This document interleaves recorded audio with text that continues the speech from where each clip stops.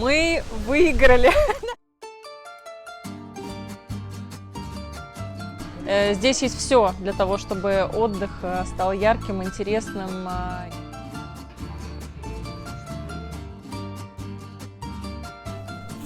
Вот красное вино.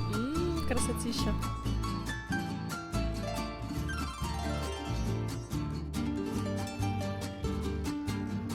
Ну что, поехали? Поехали!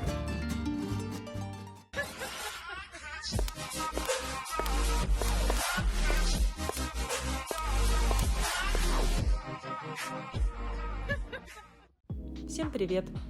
Недавно мы жарили мясо с друзьями, и ребята делились своими впечатлениями об Аргентине. Потом они вспоминали, как они впервые узнали об этой стране и почему выбрали ее для переезда.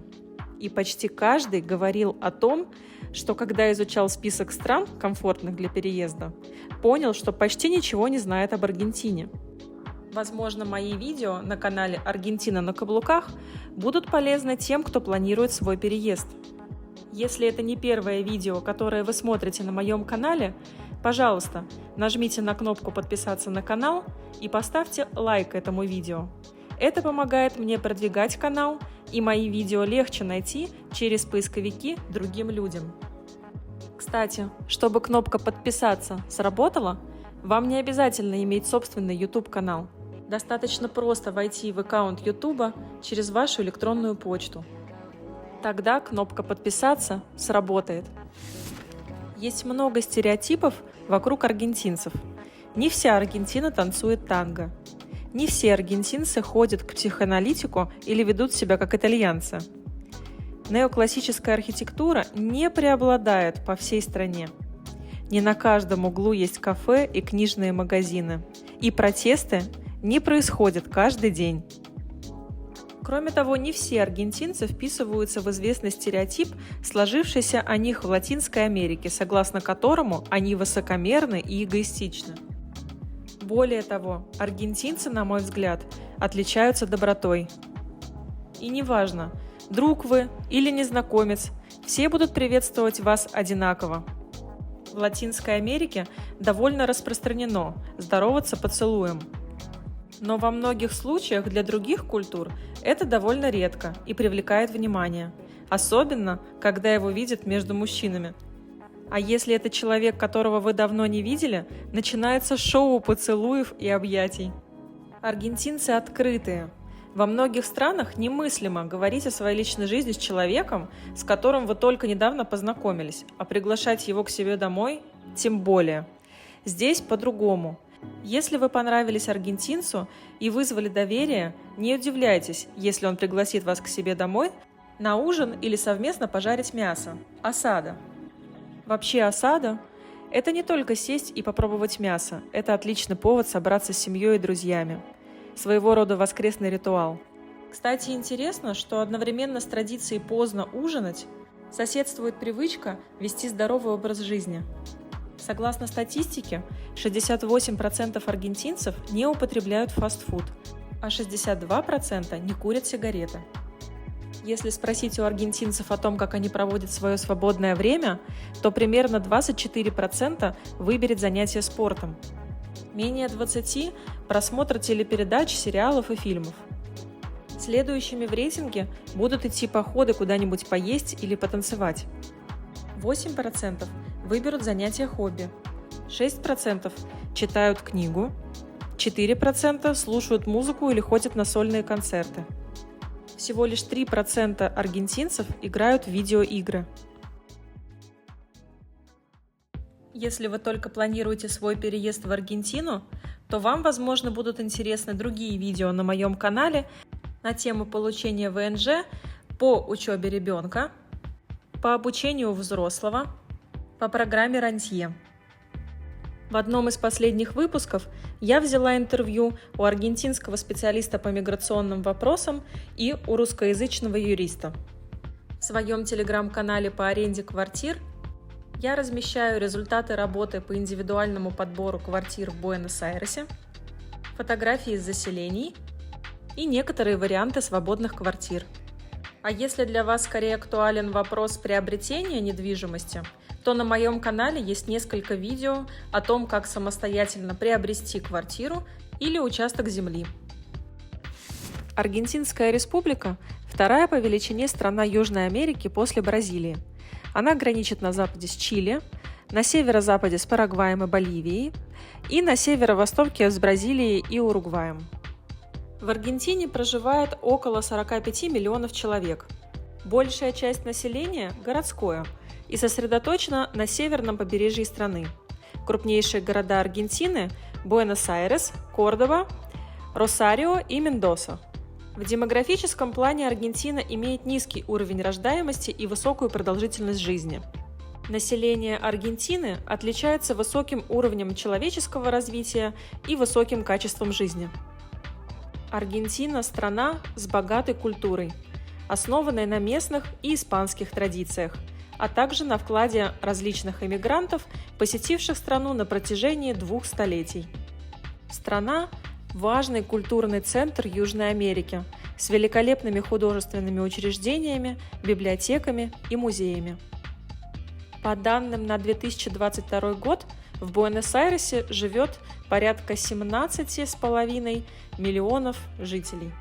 Более половины аргентинцев, а именно 52%, в среднем спят от 6 до 7 часов в день, а примерно 30% отдыхают всего от 5 до 6 часов в день. Еще немножко статистики. Что касается завтрака, то большинство, то есть 61%, завтракают дома, а 25% делают это на работе. 8% предпочитают не завтракать вовсе, а 5% делают это по дороге в офис. Наиболее часто используемый способ добраться до работы – это общественный транспорт. 55% выбирают именно его – автобус, метро или поезд. 28% предпочитают пользоваться собственным автомобилем. 11% счастливчиков ходят на работу пешком, а еще 6% ездят на велосипеде.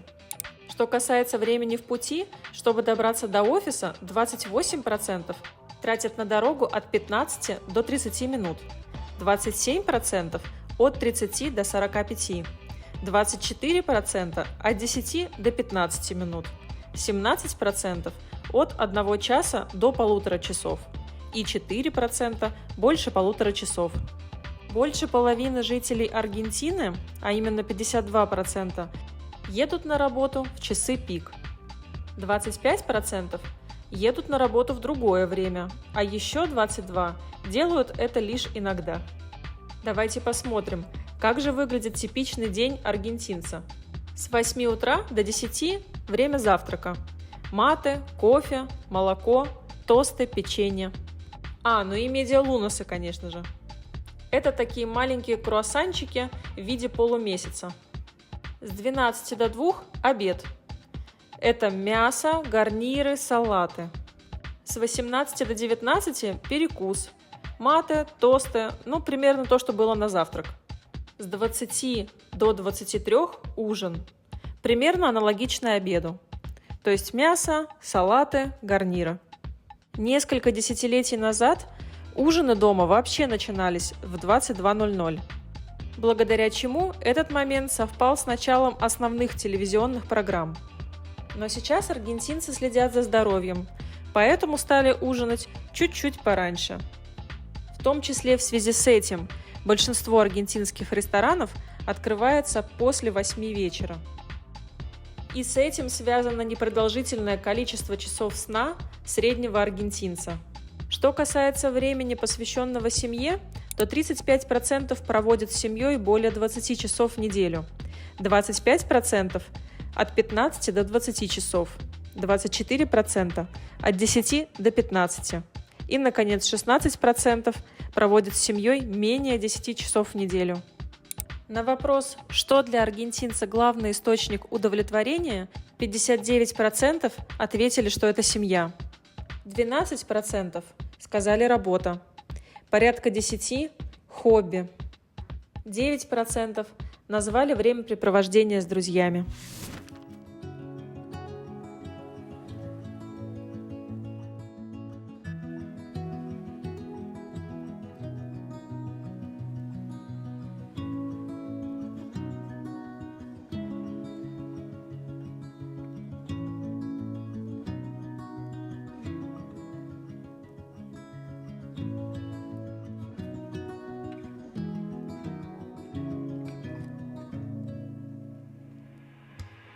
В Аргентине, расположенной в южном полушарии, 4 времени года – лето, осень, зима и весна. Интересно то, что сезоны начинаются и заканчиваются не 1 числа месяца, а с 20-х чисел. Лето начинается с 21 декабря и заканчивается 20 марта. Осень начинается с 20 марта по 21 июня. Зима начинается 21 июня и заканчивается 23 сентября. Весна начинается с 23 сентября и длится по 21 декабря. Лето – время отпусков. Многие выбирают морской формат отдыха и отправляются в Пинамар или Мар-дель-Плату. Пинамар – один из муниципалитетов, входящих в состав провинции Буэнос-Айрес. Он расположен на побережье Атлантического океана, а его 22-километровый пляж омывается Аргентинским морем. Нетронутые дюны, обширные пляжи, зачарованные леса и яркая атмосфера. Вам понравится Пинамар. Он находится всего в 340 километрах от Кабо, автономного города Буэнос-Айрес. Пляжи Пинамара широкие, чистые, ухоженные и хорошей длины, с кордоном дюн, покрытых листвой в некоторых секторах, и гостиницами с прицелом на интеграцию в окружающую среду. Вы будете ослеплены дюнами, большими рощами и внутренними тропами с песчаными дорожками и богатой природной средой. Пинамар предлагает разнообразие активного отдыха, например, катание на квадроциклах, сэндборде, прокат полноприводных джипов, кайтсерфинг, экскурсия на спортивную рыбалку, катание на лошадях и велосипедные туры по пляжу и лесу. Температура воды в Пинамаре от 18 до 22 градусов. Здесь есть все для того, чтобы отдых стал ярким, интересным, и красивые дома, где можно остановиться, шикарные пляжи, разнообразная природа, возможности для времяпрепровождения, как активного, так и пассивного, магазины, вкусные кафе со свежим лимонадом, с прекрасной кухней. В парке Колибри высажены разные растения, цветы.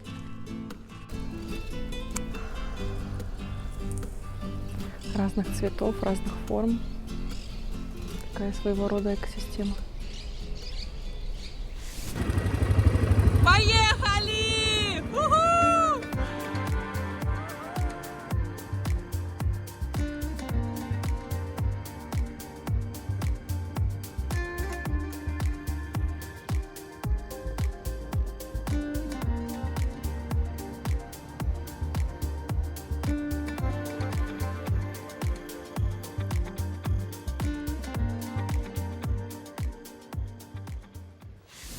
Зимой любители снега отправляются на горнолыжные курорты в Ушуаю или Барилочи. Ушуайя находится там, где заканчивается карта, почти на границе конца света. Там же находится Серра-Кастор, самый южный горнолыжный центр Аргентины, а значит и мира. Серра-Кастор подходит как новичкам, приезжающим в его школу, так и многочисленным европейским профессиональным командам, которые выбирают это место для тренировок, когда в северном полушарии жарко. Благодаря своему географическому положению здесь концентрируется снег лучшего качества. Серра-Кастор поддерживает среднюю температуру от -5 до +5 градусов, обеспечивая идеальное качество снега. Лыжный сезон длится с середины июня до середины октября. Ну что, поехали?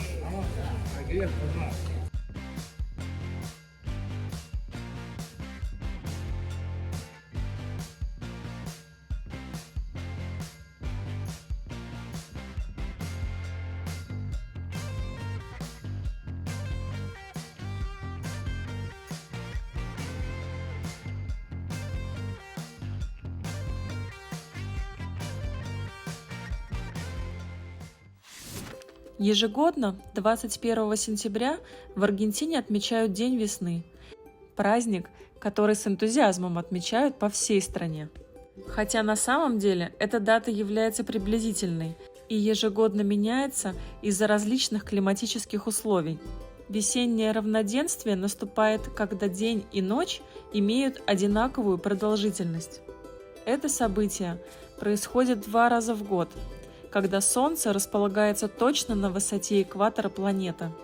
В преддверии весеннего праздника многие провинции и муниципалитеты организуют концерты, мероприятия и фестивали под открытым небом, сопровождающие этот праздник.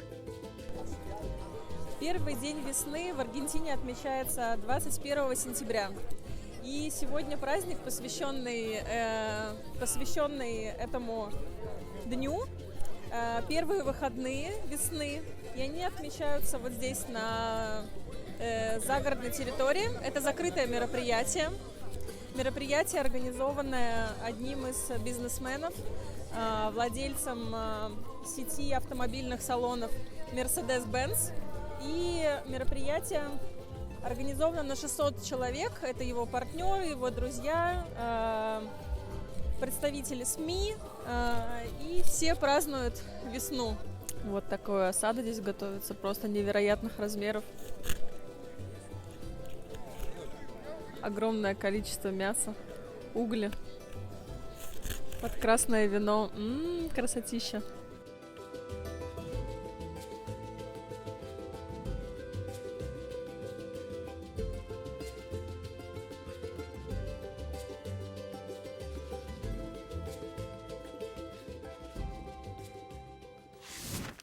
Осенью в городе проходит большое количество концертов, мероприятий, выставок.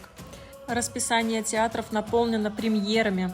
В городе проходят спортивные соревнования и игры. И впечатляющее зрелище предлагает ипподром. Аргентинский ипподром в Палермо был открыт 7 мая 1876 года. В этот день 10 тысяч человек заполнили поезда и трамваи, чтобы присутствовать на открытии. В 1908 году архитектор Луи Фор-Дюжарик реконструировал отдельные сектора, превратив ипподром в образец классической французской архитектуры XVII века. Ипподром Палермо занимает площадь 60 гектаров и имеет 3 песчаные дорожки. Основная трасса длиной 2400 метров считается одной из лучших трасс в мире. Ипподром Палермо вмещает 107 тысяч человек.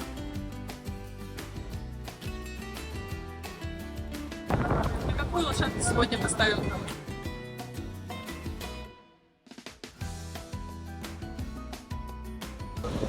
На фаворитов по 500. А сколько выиграть должны? Я думаю, ставка утраивается. Ну что, сейчас мы ждем второго заезда. В первом заезде мы, к сожалению, проиграли. Наверняка проиграли. Просто не выиграли, можно сказать. Наша лошадка пришла на 4-м месте.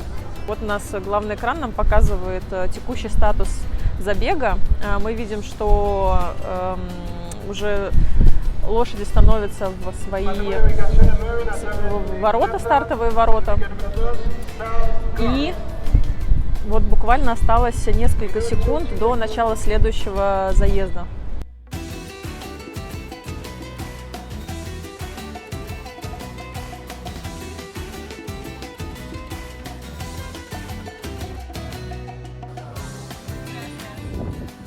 Мы выиграли.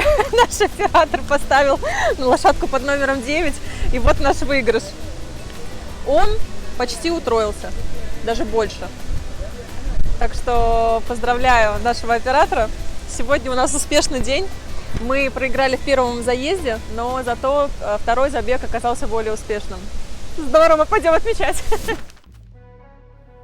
Об аргентинцах говорят, что они нескромные люди, неспешные, с долгими беседами. Кстати, а что думаете вы? Поделитесь вашими впечатлениями в комментариях под этим видео. Ну а что думают сами аргентинцы?